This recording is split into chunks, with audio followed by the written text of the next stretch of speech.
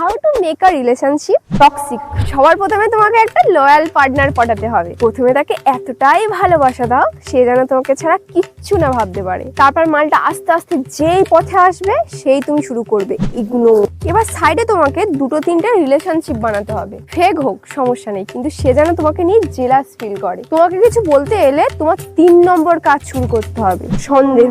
সন্দেহ সন্দেহ সন্দেহ, দ্য মোস্ট ইম্পর্টেন্ট পার্ট। ওর খাওয়া দাওয়া চলা ফেরা মেলা মেশা সবকিছুতেই তোমাকে সন্দেহ করতে হবে। আমাকে না জানিয়ে খেলে কেন? আমার কল রিসিভ করতে দেরি হলো কেন? মেসেজের রিপ্লাই দিতে 2 সেকেন্ড দেন? লটর পটরটা কার সাথে? হ্যাঁ ওকে, ওর সাথেই থাকো। ব্রেকআপ 4 নম্বর পার্ট। কথা নেই বার্তা নেই, ব্রেকআপ। খেয়েছো কেন? ব্রেকআপ। ঘুমিয়েছো কেন? ব্রেকআপ। হেগেছো কেন? ব্রেকআপ।